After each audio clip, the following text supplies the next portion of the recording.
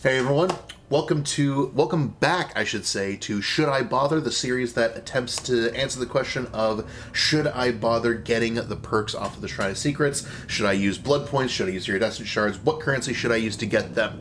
And the Shrine cycled last night, so we're going to be talking about them today, this morning, on October 7th, 2020.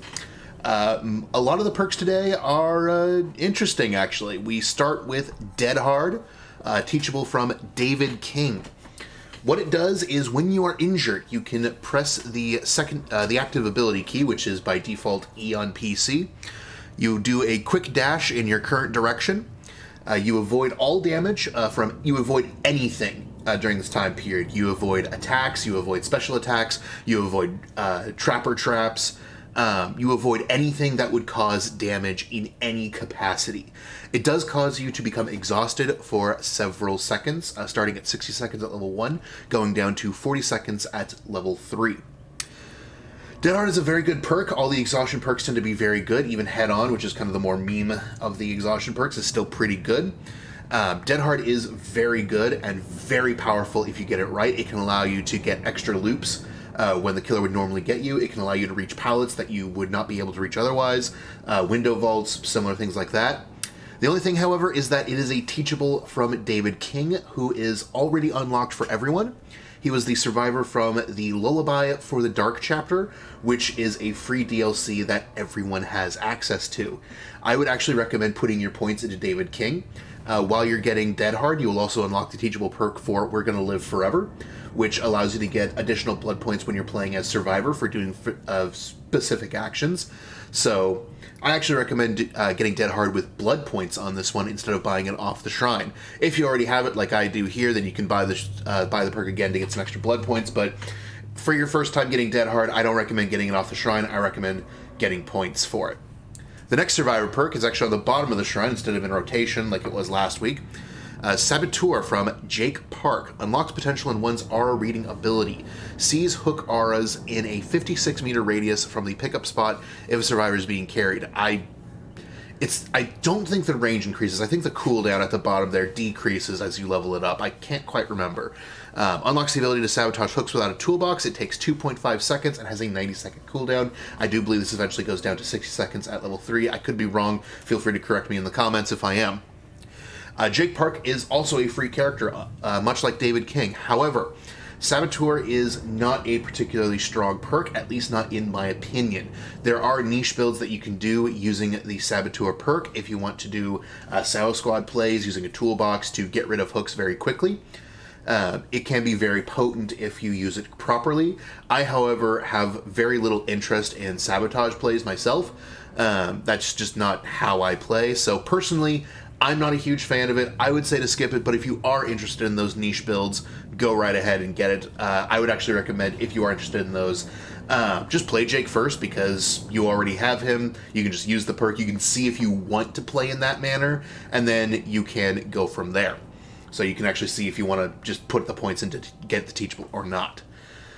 Now for the killer perks, we start with Thrilling Tremors, which is a teachable perk from the Ghostface. Your dark design and shrewd composure rouse the entity. After picking up a survivor, all generators not being repaired are blocked by the entity and cannot be repaired for the next 16 seconds. Affected generators are highlighted by a white aura. Thrilling Tremors can only be triggered at once every 100 seconds. This goes down to 90 and then 80 seconds at level 3, I do believe. It's very potent. 16 seconds is a lot of time that people don't get to do generators with. If people react to survivors going down by jumping off of generators themselves, or perhaps they think you maybe have barbecue and chili, this can be very potent for getting people off generators, and it can even affect people that are across the map, completely far away from you. Granted, survivors that are far away from you, if they're smart, they're just going to stay on the generators. I do see it quite a bit. I don't run it myself as I don't have Ghostface. It might be worth getting with iridescent shards, actually, because the Ghostface is a licensed character, meaning that you have to pony up real money if you want to unlock with blood points. On the other hand, if you want Thrilling Tremors, and you just want Thrilling Tremors, you're not interested in I'm All Ears, or whatever the third perk of Ghostfaces is that I have completely forgotten. If you're not interested in those perks, you can see about getting this one for iridescent shards. 2,000 eerie shards, and you have something that can block generators across the map if no one's working on them. It is a much more potent perk in the early game, if you can down people quickly. That's why Ghostface is actually really good with it, because he can down survivors so quickly, and he can pick them up very quickly as well. But for the most part, I find this to be a little bit niche myself, but hey, maybe you'll have some fun with it. And if you're interested in it, I would recommend buying it with eerie shards, because again, licensed character, gotta pay real money for them. Speaking of licensed killers, Make Your Choice is the final perk on the shrine. It is a teachable perk from the Pig, a licensed character from the Saw chapter. When a survivor rescues another from a hook at least 32 meters away from you, Make Your Choice causes the survivor to scream and apply the exposed status effect for 40 seconds. This is a cooldown of 40 seconds. I believe this goes down as it levels up.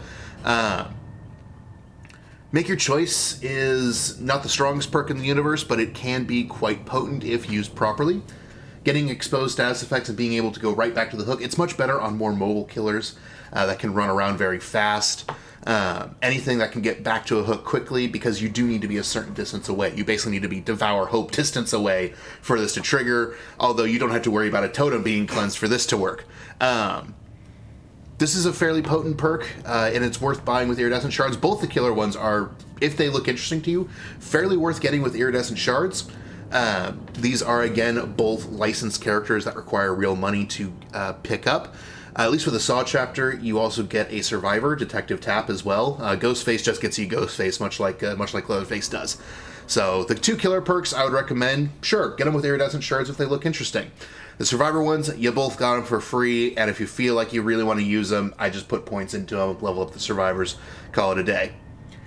That's going to be it for me. I hope you all have a wonderful day, and I will see you next week with a new shrine. Have yourselves a fantastic day, and I'll see you on the next one.